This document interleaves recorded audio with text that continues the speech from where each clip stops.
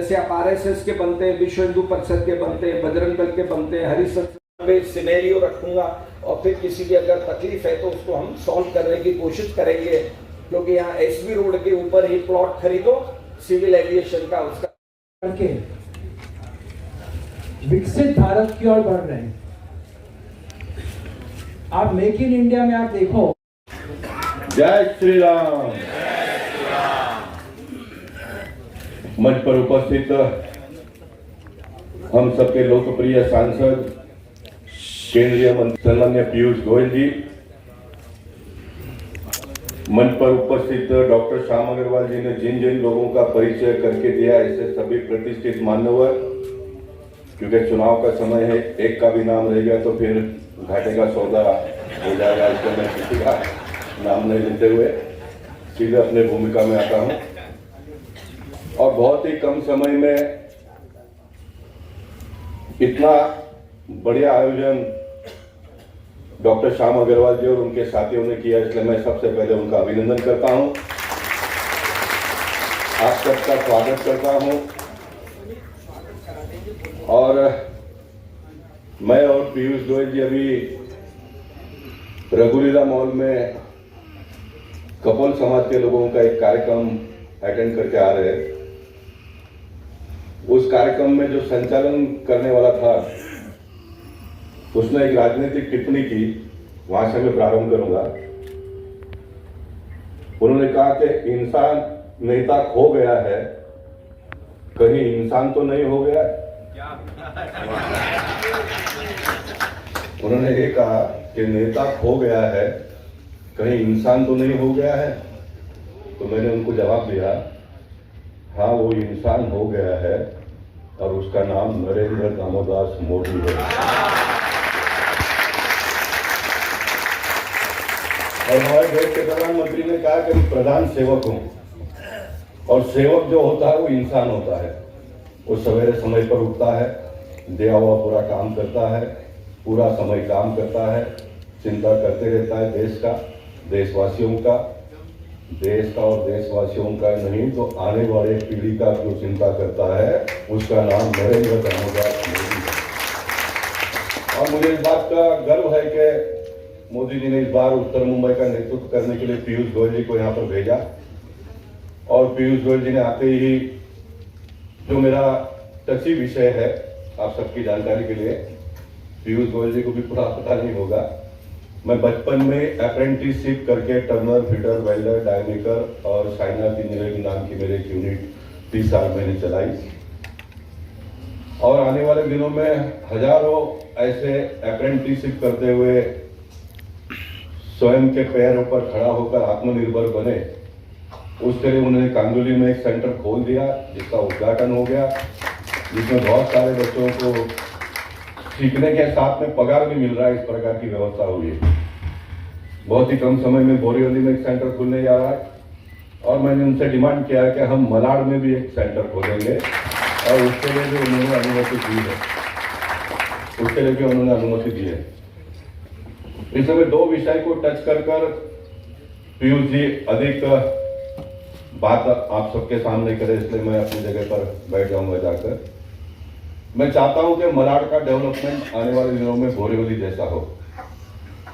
बोरीवली में development plan के 99% road footpath के साथ हमने पूरा किया, 99%। मुंबई में बहुत ही कम ऐसा विधानसभा क्षेत्र होगा जिसमें डेवलपमेंट प्लान में बताए गए सभी रास्ते बने, सभी बड़े रास्ते, सभी चौड़े रास्ते, सभी फुटपाथ के साथ। और आज बोरीवली दूसरे फेज पर रीडेवलपमेंट के लिए जब आगे बढ़ रहा है तो बोरीवली में मकानों का रेट 50-55 हजार तक पहुंच गया है, 50-55 हजार तक। कभी कभी लोग डेवलपमेंट की बात करते हैं तो रोड की बात करते हैं, स्ट्रॉन्ग वाटर ड्रेन की बात करते हैं, अच्छे रोड की बात करते हैं, गार्डन की बात करते हैं, प्लेग्राउंड की बात करते हैं। ये तो सारा होना ही चाहिए, लेकिन मैं एक जनप्रतिनिधि के नाते मैं मेरे मतदाताओं को क्या दे सकता हूं, तो इसका मैंने पूरा प्रयास किया जीवन भर। कोई एक व्यक्ति अगर कोई फैक्ट्री में जॉब करता है, सर्विस करता है, तो उसको रिटायरमेंट के समय पर 10 लाख 15 लाख रुपए मिल जाते हैं, तो वो एक अपना रिटायरमेंट के बाद का एक एसेट मानता है। मैं मानता हूं कि मुंबई शहर में जिसके पास एक जो भी 1 रूम का फ्लैट हो, 2 रूम का फ्लैट हो, 3 रूम का फ्लैट हो, वो परिसर अगर विकसित हो जाए, वहाँ का अगर बाकी सारी व्यवस्था बहुत अच्छी तरह से हो जाए, तो जरा कल्पना करिए कि जो फ्लैट आपने 20 साल के पहले, 25 साल के पहले खरीदा होगा, वो आज के बदले हुए कानून जो देवेंद्र फडणवीस जी ने बहुत सारा प्रयास करके किया, जो जगह है उससे भी ज़्यादा मिलता है, और उसकी जो कीमत बढ़ी है, ये आपका जीवन का इतना साल आप लोगों ने काम किया, उसका रिटर्न आपको मिलेगा। ये सबसे बड़ी उपलब्धि ऐसा मैं मानता हूँ। और जैसे बोरीवली में हुआ वैसा मलाड में हमको करना है। मलाड एसपी रोड का वाइंडिंग हमने कर दिया, स्टेशन रोड का वाइंडिंग किया, चारकोप मारवे रोड जंक्शन से लेके मारवे बीच तक का रोड पूरा वाइंडिंग हो गया पूरा। और मलाड में भी इन दिनों में स्टेशन रोड के पास मैं देख रहा हूँ कि पतरे लगने लग गए, बिल्डर लोग आने लग गए। देखिए, रोड एक बार खुल जाता है तो बॉटल नेक खुल जाता है, बॉटल नेक खुल जाता है तो फिर सारी बातें आगे बढ़ने लगती है। तो मलाड का भी आने वाले दिनों में बड़े पैमाने पर डेवलपमेंट हो, ये हम सबका प्रयास है, वह हम करेंगे। पीयूष जी के नेतृत्व में जो भी डेवलपमेंट कंट्रोल रूल में जो केंद्र सरकार के माध्यम से हो, महाराष्ट्र सरकार के माध्यम से हो, बहुत सारे एनवायरमेंट क्लियरेंस के उन्होंने रास्ते खोल दिए हैं, वो अपने भाषण में बताएंगे। तो ये हमको आने वाले दिनों में करना है। और दूसरा मेरा टची विषय जो है, मुंबई को झोपड़पट्टी मुक्त बनाना। देश के प्रधानमंत्री मुंबई में आए थे तो वो कहकर गए कि हमको मुंबई को वर्ल्ड क्लास सिटी बनाना है, और अगर हमको मुंबई को वर्ल्ड क्लास सिटी बनाना है तो मुंबई शहर में से हमको झोपड़पट्टी मुक्त करना पड़ेगा। ये झोपड़पट्टी मुक्त की भी जब मैं बात करता हूँ तो मेरे साथ में काम करने वाले कुछ लोग थोड़ा चल बिचल हो जाते हैं। उनका ये सोच है कि हमारा वोटर जो है मिडिल क्लास वोटर है, अपर मिडिल क्लास का है, लेकिन मैं उनको बताता हूं कि हमारा वोटर भले मिडिल क्लास और अपर मिडिल क्लास का हो, उनका नाता लोअर मिडिल क्लास के साथ में है। क्योंकि सवेरे उठने के बाद में हमको सबसे पहले चाय पीनी पड़ती है, वो चाय का दूध का पैकेट वो झोपड़पट्टी का बच्चा ला कर देता है, तब हम चाय पीते हैं। चाय पीकर जब हमको पेपर पढ़ना पड़ता है देश और दुनिया की खबरें जानने के लिए, तो सवेरे 4 बजे ठंडी हो बारिश हो तो वो झोपड़पट्टी का बच्चा पेपर ला कर देता है। तो जब हम तैयार हो जाते हैं देश और दुनिया की खबरें पढ़कर, और नहा धो के तैयार होकर जब दुकान मकान फैक्ट्री पे जाना है, तो ड्राइविंग गाड़ी चलाने वाला वो झोपड़पट्टी वाला होता है। सवेरे उठने से लेकर रात को सोने तक घर का सब खाना पीना होने के बाद में बर्तन मारने वाली जो बहन मेरी आती है वो झोपड़पट्टी से आती है। इसलिए मिडिल और अपर क्लास के लोगों का भी ये मानना है, ये सोच है, ये समझ है कि इनको एक 300 फुट का घर मिलेगा तो ये जो सर्विस देते हैं इसमें 10% सर्विस हमको अच्छा दे पाएंगे, क्योंकि वो भी एक अच्छे वातावरण में रहने लगेंगे। तो ये इसका लाभ हमको आने वाले दिनों में मिलना है। तो मुंबई को हमको झोपड़पट्टी मुक्त करना है। पीयूष गोयल जी के साथ में मैं पूरे चुनाव में जब घूम रहा था तो पीयूष गोयल जी बाकी सारे बातों को देख रहे थे, लेकिन मेरे को एक ही बात वो पूछते थे, गोपाल भाई ये झोपड़पट्टी कब बिल्डिंग में परिवर्तित होगा, ये झोपड़पट्टी वालों को घर कब मिलेगा, ये वो पूछ रहे थे। और निश्चित उन्होंने महाराष्ट्र के मुख्यमंत्री और देवेंद्र जी से बात किया होगा। इस साल के एजेंडा में महाराष्ट्र सरकार ने मुंबई शहर को झोपड़पट्टी मुक्त करने का एजेंडे के ऊपर ले लिया है। इसलिए आने वाले दिनों में बहुमंजिली इमारतें तो बड़े बड़े बनेंगे, लेकिन वो झोपड़पट्टी में रहने वाले व्यक्ति को भी एक 300 फुट का घर मिलेगा। इस प्रकार की अच्छी व्यवस्था हो रही है, और ऐसे व्यवस्था को मलाड तक पहुंचाने के लिए हम सब लोगों को विनोद सिगार को महाराष्ट्र के विधानसभा में भेजना ये बहुत ही अनिवार्य है, बहुत ही अनिवार्य है। मैं तो देखिए एक सामान्य घर परिवार से अपनी सुविधाओं को प्राप्त करने के लिए भारतीय जनता पार्टी के दरवाजे पर गया, और नगर सेवक से लेकर सांसद तक बन गया, दिल्ली से लेकर दिल्ली तक का सफर पूरा हो गया। लेकिन विनोद सेलार एक ऐसा कैंडिडेट आप लोगों को मिला है जो ऑलरेडी महिंद्रा एंड कंपनी में एडिशनल जनरल मैनेजर के पोस्ट पे था। उस पोस्ट को छोड़कर वो राजनीति में आए हैं सेवा करने के लिए लोगों का।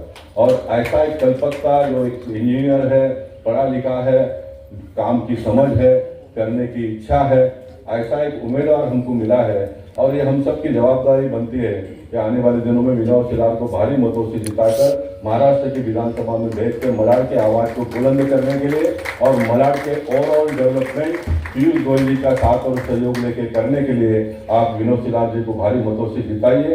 ये निवेदन करने के लिए मैं आपके साथ सामने आया हूँ। मैं तो आपके सेवक के रूप में काम करता आया हूँ, करता रहूँगा। आप सब लोगों ने जो इतना लंबा साथ मेरा दिया, इसलिए आप सबको बहुत बहुत धन्यवाद। भारत माता की जय, जय महाराष्ट्र, जय श्री राम। धन्यवाद डॉक्टर श्याम अग्रवाल जी। ऐसे एक राज बताना, आप आँख के तो डॉक्टर हैं, लेकिन युवा बनते जा रहे हैं। हर बार मैं मिलता हूँ आप और यंगर लगते हैं, इसका भी कुछ राज हमें बताइए। पर डॉक्टर साहब, वास्तव में मुझे लगता है जितना आपने खुद का काम करते हैं उससे ज्यादा तो समाज का काम करते हैं। मैं आपका साधुवाद करता हूँ, आपका दिल से धन्यवाद करता हूँ। हम सबके मार्गदर्शक, हम सबके वरिष्ठ नेता, मेरे बड़े भाई जिनके साथ मैं 40 वर्षों से काम कर रहा हूँ और जिन्होंने इस पूरे उत्तर मुंबई के लिए पहले नगर सेवक, फिर आमदार, फिर खासदार, अलग अलग दायित्व, पार्टी का रिस्पॉन्सिबिलिटी, पार्टी के मुंबई के अध्यक्ष के दायित्व, अलग अलग कामों से हम सबकी लगातार वर्षों वर्षों दशकों से और 24 घंटे सेवा की, ऐसे सम्मान्य गोपाल शेट्टी जी, राजस्थान से आए श्री जलन सिंह जी आमदार हैं वहां पे, doctor Shri S Gupta, doctor Sunil Agarwal, Lal Singh Purohit ji मेरे मित्र, शिवसेना के विभाग प्रमुख, श्री वीरेंद्र जी याग्निक जी, हम सबके वरिष्ठ और जिनकी कथा सुनने के लिए मैं भी आतुर रहता हूं हर वक्त, देवकी नंदन जिंदल जी, रमेश पारिक जी, श्री फकीर चंद गर्ग जी, संजय मोदी जी,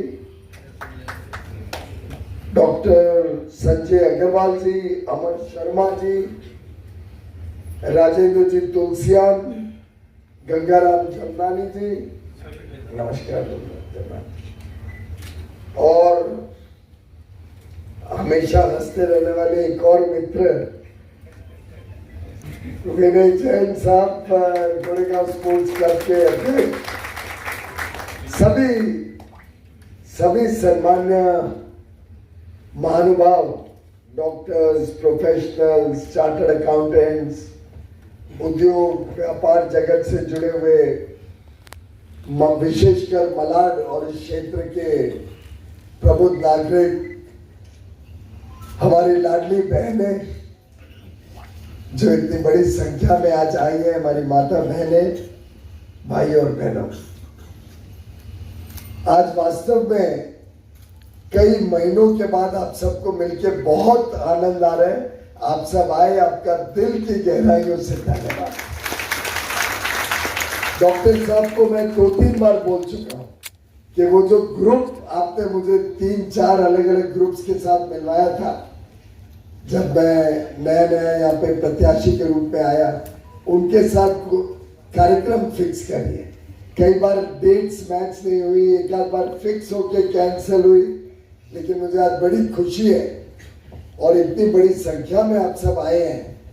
पर डॉक्टर साहब, वास्तव में इसका वोट से कोई संबंध नहीं है, मत दिया हो नहीं दिया हो, मुझे दिया हो किसी और को दिया हो, ये जो रिश्ता हम सबके बीच में है ये हमेशा कायम रहना चाहिए।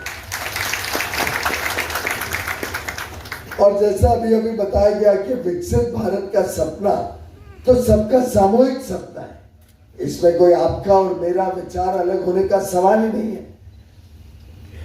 और जहां तक वोट देने की बात है, मैं आपको एक छोटा, मेरे साथ क्या, हम पूरे काउंसिल ऑफ मिनिस्टर्स के साथ एक प्रधानमंत्री जी का इंटरेक्शन हुआ था 2014 में और फिर 2019 में चुनाव के रिजल्ट के बाद, और उन्होंने हमें स्पष्ट ये निर्देश दिया था कि अब चुनाव खत्म हो गए, जीत के आ गए, अब 120 करोड़, तब जनसंख्या के हिसाब से 120 करोड़ के आप प्रतिनिधि हो। आपको ये नहीं देखता है कि कौन किस धर्म से है, किस जाति से है, किस भाषा को इस्तेमाल करता है, किसी ने आपको वोट दिया नहीं दिया, किस राज्य में आपकी सरकार है नहीं है, सभी को हमें साथ लेके आगे चलना है। सारा समाज जब आगे बढ़ेगा तभी देश आगे बढ़ सकता है। और लोग किसी भी प्रकार का नैरेटिव, फेक नैरेटिव बनाने की कोशिश करें, कोई भी लोग अलग अलग धर्म और जाति के हिसाब से समाज को बांटने की कोशिश करें, मैं आपको विश्वास दिलाता हूं प्रधानमंत्री नरेंद्र मोदी की सोच एकदम स्पष्ट है। जो देशभक्त है वो भारतवासी के लिए हम सबको काम करना है। हाँ, अगर कोई पार्टी, जैसा अभी हमने सुना एक चुनाव के प्रचार में, और किस पार्टी की बात कर रहा हूं आप सब समझ जाएंगे, ये ऐलान करे कि घुसपैठियों को भी हम फ्री में एलपीजी सिलेंडर देंगे, तो उसका तो विरोध हम सब जम के करेंगे। मैं तो करूंगा, मुझे आपका पता नहीं। अब घुसपैठियों के लिए तो आप सब जीएसटी और इनकम टैक्स नहीं पे करते। आप सब देशभक्त हैं, आप सब चाहते हैं कि हमारा देश और देश के नागरिक आगे जाए। आप में से कोई भी नहीं चाहेगा कि मलाड में ड्रग्स का व्यापार हो। आप सब चाहते हैं ड्रग फ्री मलाड हो, ऐसा मलाड हो जहां पे आप सुरक्षित महसूस करें, आपका सम्मान हो। जैसा भी अभी गोपाल भाई कह रहे थे कि मलाड और बोरिवली में अंतर क्यों होना चाहिए। यहाँ की भी सब झोपड़पट्टी को अपने बिल्डिंग में बनाना का काम जल्द से जल्द करना है, पर वो तभी संभव है अगर आगे का अतिक्रमण तो रुके। आगे अगर मैंग्रोव्स को भर भर के और स्लम्स आते रहेंगे तो विकसित मलाड तो कभी भी नहीं बन पाएगा। और वो बनाने के लिए मुझे लगता है अगर हम सब ने इच्छा शक्ति के साथ साथ थोड़ी मेहनत कर ली तो इस बार अवश्य मलाड में इस प्रकार की गतिविधियों को हम बंद करवा हैरान का मिड चौकी का एक जो फ्लाईओवर है वो बहुत सालों से धीमी गति से चल रहा था। अगर आपने कभी गुजरे होंगे तो देखा होगा। तो जब गोपाल भाई और हमारे सब मित्रों ने बताया कि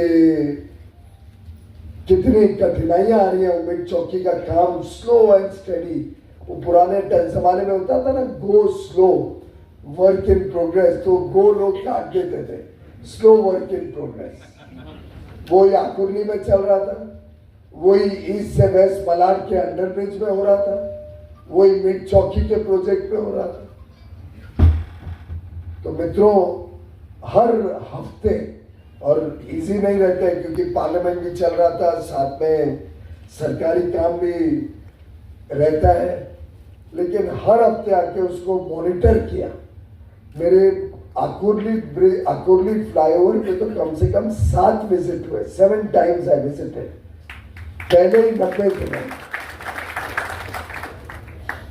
मिड चौकी का ब्रिज आके देखा कि कैसे इसको स्पीड अप किया जा सकता। अंडर जो पास है जिसमें से आकुर्ली ब्रिज के नीचे से डबल कर दिया, जिसको आपने यूज किया है कि नहीं, डबल हो गया है ना अभी। पहले की असुविधा और अब में कुछ फर्क है, लेकिन दिन में 4 घंटे काम चलता है। मैंने कहा क्यों? बोलते हमें परमिशन रात को 11 या 12 बजे से सुबह 6 बजे तक की है। मैं कहा फिर चलो 6 घंटे या 7 घंटे की है तो उतना तो चलाओ। बोलते नहीं, वो तभी ट्रक शुरू होता है वहां से मुंबई घुसना, आते आते 1.5 घंटे लगते हैं। फिर काम जब तक शुरू करते हैं तब समय आ जाता है ट्रक्स को वापस भेजने का, नहीं तो बाद में अलाउड नहीं है, तो 4 घंटे काम हो। मैंने कैलकुलेट किया उस स्पीड पे चलेगा तो और 1-1.5 साल लग जाएंगे। तो हमने मीटिंग बुलाई बीएमसी कमिश्नर के साथ। वैसे मैंने उनको अपने दफ्तर बुलाया था, तो बीएमसी कमिश्नर का फोन आया कि साहब आप कभी बीएमसी में आए नहीं है, तो क्या मैं आपको आमंत्रण कर सकता हूँ? मुझे लगा अच्छा है, सोने पे सुहागा है कि सभी और उनके भी अधिकारी सब लोग मिल जाएंगे एक साथ। मुझे कोई हेल्प नहीं है, आप जिधर बुलाओ मैं आ जाऊंगा। तो हम उनके ऑफिस में हमने मीटिंग करी, उसमें सरकार के हर विभाग को बुलाया। माडा का सीईओ, MMRDA का सीईओ, स्लम रिहेबिलिटेशन अथॉरिटी का सीईओ, स्पोर्ट्स डिपार्टमेंट का प्रिंसिपल सेक्रेटरी, कलेक्टर, BMC का कमिश्नर था, पुलिस कमिश्नर, जॉइंट कमिश्नर जो ट्रैफिक देखते हैं, सभी को, फॉरेस्ट ऑफिशियल्स सभी को BMC के ऑफिस में बुला के यहाँ के जितने विकास के कार्य पूरे 6 के 6 कॉन्स्टिट्यूएंसीज, असेंबली कॉन्स्टिट्यूएंसी, करीब करीब 4 घंटे तक एक एक का रिव्यू करके एक एक में कैसे गति लाई जाए, स्पीड ऑफ एक्शन लाया जाए, कैसे जल्द से जल्द वो आपकी सेवा में इस्तेमाल हो सके और असुविधा से आपको मुक्ति मिले, उसके लिए समयबद्ध तरीके से स्पेसिफिक अधिकारियों को आइडेंटिफाई किया, रिस्पॉन्सिबल बना। ये मेरा नहीं है, ये मोदी जी ने हमको काम करने का ढंग सिखाया कि जब तक आप किसी को मॉनिटर नहीं करोगे काम, जब तक आप जवाबदेही नहीं बनाओगे, रिस्पॉन्सिबिलिटी नहीं एलोकेट करोगे, जब तक आप टाइम बाउंड एक्शन प्लान नहीं बनाओगे। मुझे याद है कुछ चीजों में तो अधिकारियों को तो बोलते थे 1 महीने में पूरा हो जाएगा। मैं कहा अच्छा यार बताओ 1 महीने में कैसे हो सकता है, तो मेरे ध्यान में आ रहा था। थोड़ा बहुत हमने भी बिजनेस किया है, पर चार्ट्स इस्तेमाल करिए, प्रोजेक्ट की टाइमलाइंस बनाई है, कैसे प्रोजेक्ट आगे बढ़ेगा। अब आपके सामने दिखता है 1 महीने में हो ही नहीं सकता।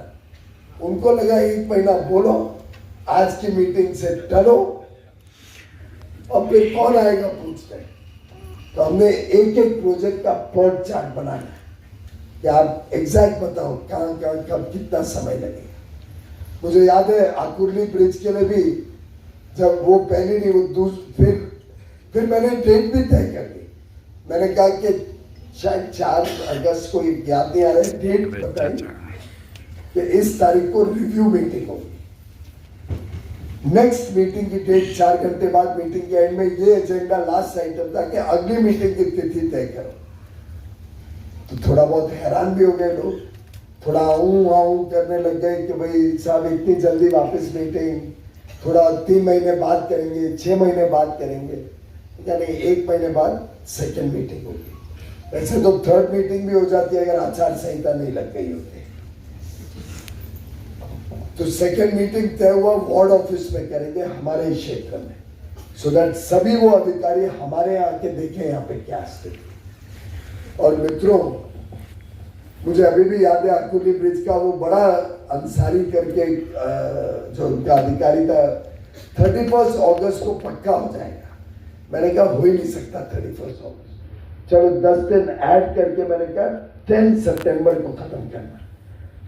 मैं इस विशेष 10 सितंबर को दिल्ली से यहाँ आया, कोई और काम नहीं था, सिर्फ दिल्ली से आया आकुर्ली ब्रिज देखने के लिए। एयरपोर्ट से सीधा आकुर्ली ब्रिज पे गया और देख के मुझे लगा जरूर कि ये टालने वाला सिलसिला, अंसारी तो था भी नहीं वहां पे। तो उसको बुलाया जहां भी था कि मैं खड़ा हूं यहाँ पे, आप आइए। तो बेचारा दौड़ता बुड़ता आया वहां पे। मैंने कहा ये कैसे खत्म होगा? तो हाँ हम ये करेंगे वो करेंगे, 4 दिन या कुछ 7 दिन की बात कर रहा था। मेरे दिमाग में था कि गणेश चतुर्थी आ रहे हैं, गणेश चतुर्थी में कितनी असुविधा होती है हम सबको।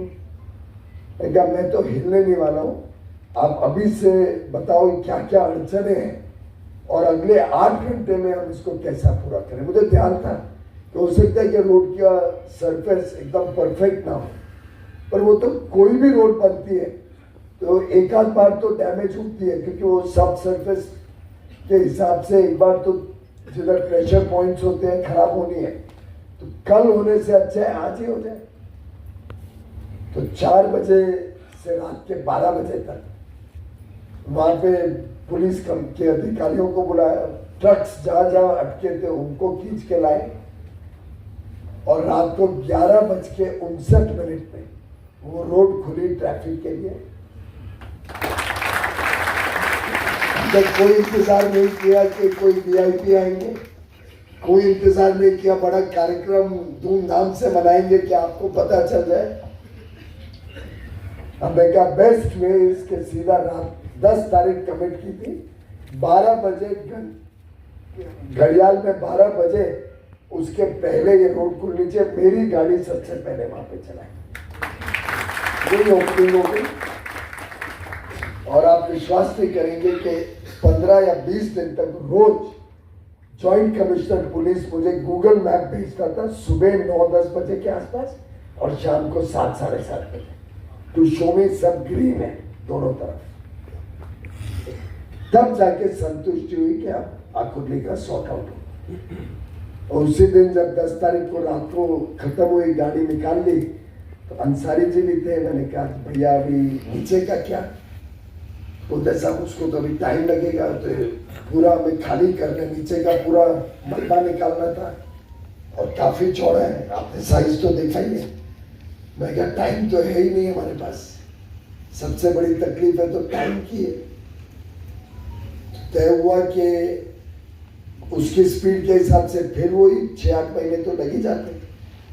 पुलिस कमिश्नर को रात को उठाया, उसको गुड न्यूज भी दी कि अब ये आकुर्ली खुल गया है, तो उनकी भी तो उतनी परेशानी है ना ट्रैफिक वालों की। मैं कहा नीचे के लिए आप एक साइड पूरा बंद कर दो, 2 पुलिस वाले खड़े करो, एक तरफ से ट्रैफिक जाएगा, फिर इसको बंद करके दूसरी तरफ से लाओ। 25 दिन असुविधा थोड़ी ज्यादा हो जाए, वैसे भी असुविधा तो थी आप लोगों को उस एरिया में, शायद थोड़ी ज्यादा हुई होगी 25 दिन, क्योंकि मुझे मैसेज ईमेल भी किसी ने लिखा कि आपने क्या कर रखा, हमारे तो जीवन हैरान हो गया नीचे। लेकिन उसके कारण 10 सितंबर को ऊपर खुल गया, 6 अक्टूबर को नीचे का पूरा खुल गया, 26 दिन के अंदर। और वो भी गणेश चतुर्थी के त्योहार के 9 दिन के बाद, 10 दिन के बावजूद 26 दिन में नीचे का भी पूरा हिस्सा खुल गया।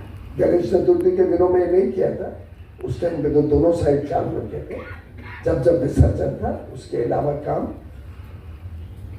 कहने का तात्पर्य है कि काम तो बहुत कुछ हो सकता है। ये मैं इससे थोड़ा डिटेल में एक एग्जांपल दिया कि आपको विश्वास आए कि काम नहीं हो सकता, ऐसा नहीं है। थोड़ी इच्छा शक्ति कम रहती है और थोड़ा काम करने का ढंग बदलने की आवश्यकता। जैसे शायद आप हार्ट ऑपरेशन कर रहे हो, तो जब खोलते हो हार्ट तब तो मालूम नहीं स्टेंट कहाँ लगेगा। ये लगभग वैसा सा मामला है कि जब काम शुरू करते हैं, लोग सोचते ही नहीं है कि ऑल्टरनेट रूट क्या होगा जिससे जनता को परेशानी ना हो। और इसी प्रकार से ढेर सारी, अभी इन्होंने स्किल डेवलपमेंट सेंटर का बोला, 44 डेज जब मैं वहां पहली बार गया था तब तो बिल्डिंग भी रेडी नहीं थी। हमने डेट तय कर दी, इस तारीख को उद्घाटन होगा। CII के अधिकारी आए थे, NSDC के अधिकारी आए थे। CII यानी कॉन्फेडरेशन ऑफ इंडियन इंडस्ट्री। हमने किसी इंडिविजुअल या कोई प्राइवेट कंपनी को नहीं दिया, CII इंडस्ट्री बॉडी को लगा दिया। वो दुनिया भर की सब बड़ी कंपनियों को लेके आए। ITC ने वहां पे हॉस्पिटैलिटी की ट्रेनिंग शुरू कर दी, NASSCOM ने वहां पे आर्टिफिशियल इंटेलिजेंस की ट्रेनिंग शुरू कर दी, कंप्यूटर स्किल्स की ट्रेनिंग हो रही है। यहां तक के साइबर दीदीज, आजकल साइबर सिक्योरिटी की बड़ी प्रॉब्लम है। मेरे मन में कल्पना है यंग गर्ल्स के लिए सेफ और रिलेटिवली इजी काम है, तो हम साइबर दीदीज बनाएंगे, हमारी बेटियों को सिखाएंगे साइबर सिक्योरिटी। तनख्वाह भी अच्छी मिलेगी, इज्जत का काम है और बहनें बहुत सिंसियरली काम करती हैं। तो साइबर सिक्योरिटी में वो बहुत जरूरी है कि वो कोई पुरुष नाराज नहीं हो जाना, वोट कम नहीं हो जाना। बोले कि लाडली बहना स्कीम भी उनको मिल रही है, साइबर दीदी भी उनको हो रहा है, सभी के लिए काम वहां डेवलप करना है। और सुइंग मशीन्स की ट्रेनिंग तो बहुत सामान्य चीज है, सब जगह होती है। सिलाई की ट्रेनिंग आप एक बार जरा कांदिवली जाके आइए बहनों, एक आपकी पूरे टीम को मेरा रिक्वेस्ट है, आप थोड़ा समय निकाल के वहां की जाके मशीनें देख के आओ। आज से 3 महीने पहले तो वो दुनिया में इंट्रोड्यूस हुई है, वो मशीन्स कांदिवली के स्किल डेवलपमेंट सेंटर जो 3 महीने पहले इंट्रोड्यूस हुई है दुनिया में। They are all artificial intelligence enabled, AI enabled है। वो खुद डिजाइन करके आपका सिलाई करके सामान बनाएंगे, AI एनेबल्ड। और उसके लिए कोलैबोरेट किसके साथ किया है? Apparel export, apparel skill development council ने सिंगापुर की एक इंडस्ट्रियल ट्रेनिंग की इंस्टीट्यूट है, ITE, इंडस्ट्रियल ट्रेनिंग सिंगापुर में कैसे होती है उस दर्ज पे भारत में हो। फैशन डिजाइनिंग, सेल्समैन और सेल्स गर्ल भी सिर्फ जाके दुकान पे खड़े हो जाए और आपको बेचने जाए, वो नहीं होता है। सिंगापुर में उनका पूरा ट्रेनिंग प्रोग्राम होता है और ट्रेन करके फिर ही उनको नौकरी पे रखा जाता है। यहाँ पे उसकी भी ट्रेनिंग देंगे, ढेर सारे अलग अलग सब्जेक्ट्स। और जैसा गोपाल जी ने कहा, अगला सेंटर शिमपोली बोरीवली में खुलने वाला है। और अगर यहाँ की मदद मिले आमदार की, और मदद मिलने के लिए थोड़ा आप लोग का भी आशीर्वाद लगेगा तो हम मलाड में तीसरा सेंटर,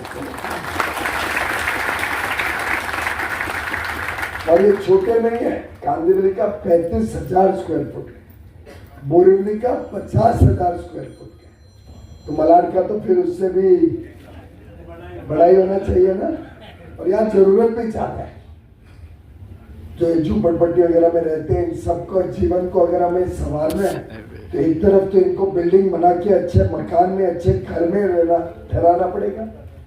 आखिर कोई नहीं चाहते अपने बच्चों को उस दर्दनीय हालत में देखना। और मैं समझता हूँ आप में से भी कोई खुश नहीं होता होगा अगर कोई झूपड़पट्टी के बच्चे को हम इस तकलीफ में देखें। पर नई झूपड़पट्टी तो रोकनी पड़ेगी, नहीं तो कभी आप ये स्लम फ्री सभी को रिहेबिलिटेट करना है, उसी स्थान पे करना है जहां पे वो रहते हैं, वो संभव ही नहीं होता।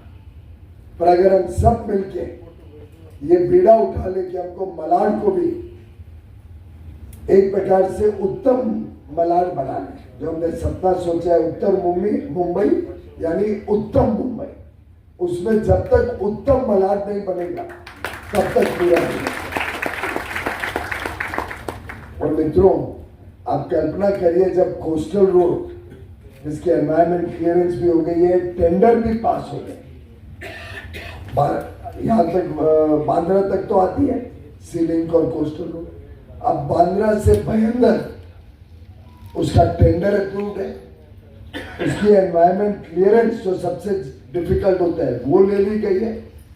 महायुति की सरकार, और लगभग अब तो महाराष्ट्र में स्थिति बड़ी स्पष्ट नजर आ रही है कि महायुति की सरकार भाजपा, शिवसेना, राष्ट्रवादी कांग्रेस, अजीत पवार और रपाई आठवले ग्रुप, हमारी सरकार महाराष्ट्र में नक्की आ रही है।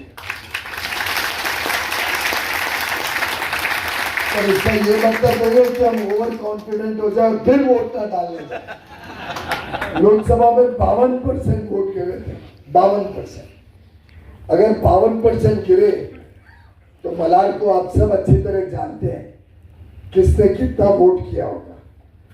52% में मतलब स्पष्ट है कि बिल्डिंगों से तो 30-35% पे आते हैं। और आप में से जो लोग यहाँ बैठे हैं आपको चिंता करनी पड़ेगी। वोट को ही सिर्फ एक सामान्य जाके वोट डालना नहीं है, ये हमारा दायित्व भी है, हमारे जो अधिकार है। हमें लोकतंत्र को जीवंत रखना है, तो लोकतंत्र तो तभी बचेगा अगर हम सब अपना जिम्मेदारी में निभाएंगे। और जो वोट नहीं डालते हैं, जो वोट नहीं डालते हैं, तो अपना अधिकारी को देता है, कुछ उम्मीद करने का, कुछ मांगने का, कुछ समस्या के समय दुख सुख में उम्मीद करना कि सरकार आपके साथ खड़ी रहेगी, क्योंकि गलत लोग चुन के आ जाए, गलत सरकारें आ जाए। और जो कमी थोड़ी बहुत लोकसभा में रह गई थी, मैं 900 वोट पीछे था मलाड में, बाकी सब जगह किधर 50,000, किधर 60,000, किधर 1 लाख, ये मार्जिन था। बाकी 5 सीटों लोएस्ट शायद 50,000 था ना गोपाल भाई, लोएस्ट मार्जिन बाकी 5 सीटों में 50,000। बोरीवली में 1,02,000 और मलाड में लेवल 900 वोट पीछे था। अब ये चलेगा क्या इस बार? कितने वोटों से जिताओगे मलाड को? नहीं विनोद था 32 पे मिला 20,000 मिला 25,000 का। मेरे पास नहीं है जी, पैसा मेरे पास नहीं है। चलो ये तो बोली लग रही है 27,000 प्लस। बड़ा क्या रुक जाते हैं, प्रैक्टिकल भी होना पड़ेगा। वैसे मलाड का रेट क्या होगा जब कोस्टल रोड यहाँ पे से गुजर के महेंद्र तक जाएगी? आप घर से निकल के 5-7 मिनट पे कोस्टल रोड और कोस्टल रोड से नरीमन पॉइंट 25 मिनट पे पहुंचेंगे। कल्पना कर रहे हैं क्या रेट होगा यहाँ पे? 1 lakh minimum. 1 lakh square feet. 1940 में 84 साल पहले 240 एकड़ जमीन स्पोर्ट्स के लिए रिजर्व करी गई।